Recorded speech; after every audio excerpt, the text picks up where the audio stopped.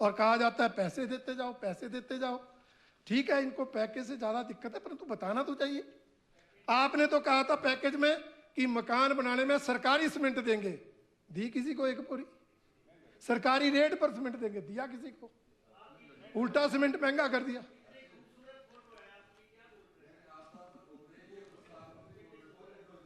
Sir किसकी?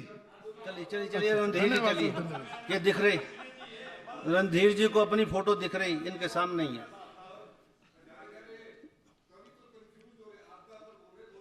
Sir आप पैसा किसके लिए मांग रहे हैं? किसके लिए मांग रहे हैं बताइए?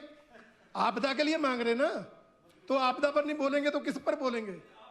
आपको दिक्कत क्या है? मैं तो बोल दूंगा, प्रदेश की आर्थिक स्थिति पर भी बोल दूंगा, ये बोल रहे आपको मान्य नहीं होगा। रणधीर जी सिक्किम, असम और उत्तराखंड की सर कर्ज आ रहा हूँ कम टू दिस पॉइंट। क्यों नहीं मिला? बस आ जाओ, 10 मिनट अगर केंद्र इस, प्लीज प्लीज नो इंटरप्शन। मैंने पढ़ा है, उस समय आप कहीं और मशगूल थे, ट्रांसफर अप्रूव कर रहे थे। सर ये है, नहीं पढ़ा मन मुख्यमंत्री जी पढ़ा है मैंने, यहाँ पढ़ के सुनाया है। 11 मिनट हो गए, 4 मिनट बचे। आप सर आधा तो यही बोल गए। चलिए चलिए ना, आपका अलग से टाइम है। मैं सर ये कहना चाहूंगा कि ये जो केंद्र से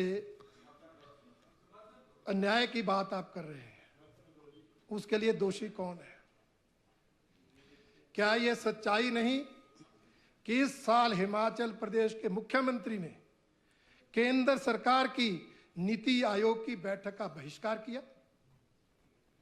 जब आप संवैधानिक बैठकों का, जहां ये सारी नीति बननी है, उन बैठकों का बहिष्कार करेंगे, केंद्र के प्रति असहयोग रखोगे, फिर आप बोलेंगे केंद्र सहयोग कर। क्यों नहीं? आप प्लीज, आप राहत मांग रहे हो केंद्र से। मैं no interruption please, no interruption please. Randhir ji आप क्यों? सर मैं क्या बोलूं फिर? ये शब्द जो ये कहे वो बोलूं? नहीं आप सीधा मुझे एड्रेस करो, बाकी आगे रिकॉर्ड पर आ रहा है। सर ये है, नीति आयोग की बैठक में शामिल ना होने का क्या कारण? क्या उससे हिमाचल प्रदेश को नुकसान नहीं हुआ? फिर सर हमने पिछली बार कहा, आप कहते थे हम प्रस्ताव का समर्थन करें, आप कहते हम दिल्ली साथ चले। हमने इनको पहले दिन कहा था आप सर्वदलीय बैठक बुलाओ, कुछ मुद्दों पर चर्चा करो। आप बोले हम पीछे पिछलग्गू बन के चले, ऐसा संभव नहीं है। क्या आपने पिछले साल, 1 साल हो गया, कोई एक बार भी सर्वदलीय बैठक, छोड़ो हम विपक्ष में है, हमारे साथ यार प्लीज बोले। अवस्थी जी प्लीज। सेशन अलग चीज है, सेशन में आप राजनीतिक स्कोर सेटल करते हो, हमें पता है, परंतु बैठकर कोई कॉमन मिनिमम प्रोग्राम बनता है, जाना है इकट्ठे, टाइम लिया जाता है, क्या बात करनी है वो है। आप सीधा बोलो जो वही भाषा हम बोले, ऐसा संभव नहीं है। आप गंभीरता से विचार करो, आप सरकार में, आप विपक्ष का साथ चाहते हो तो उसके लिए कुछ प्रयास तो करो। हमारे लोगों को भी बुलाओ, खुद भी बैठो, सार्थक प्रयास तो करो। आप मुख्यमंत्री महोदय का एटीट्यूड तो है, विपक्ष से तो क्या वो आपसे नहीं चर्चा करते, आपकी हालत नहीं है।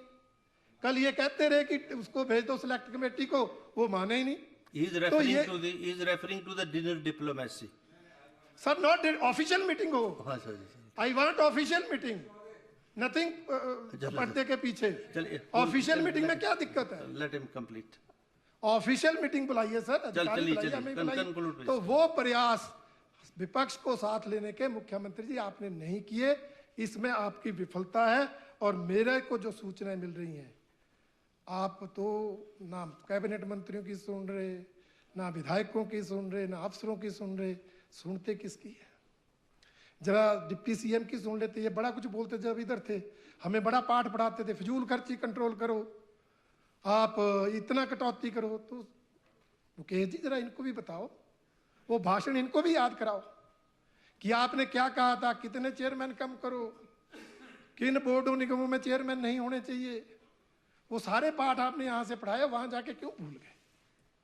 इसलिए प्रदेश की आर्थिक स्थिति बिगड़ी या राहत के लिए प्रॉब्लम आ रही है, तो ये जो कैबिनेट रैंक की चेयरमैनियां, जो सीपीएफ, जो फिजूल खर्चियां, कर्मचारियों को वेतन नहीं, और मुख्यमंत्री जी के चहेते का वेतन 30,000 से 1,30,000 होता है। ये आपदा से लड़ाई लड़नी है आपने। बहुत कुछ है मेरे पास बोलने को, पर मैं अब आपकी थोड़ी, और दूसरा सर मेरा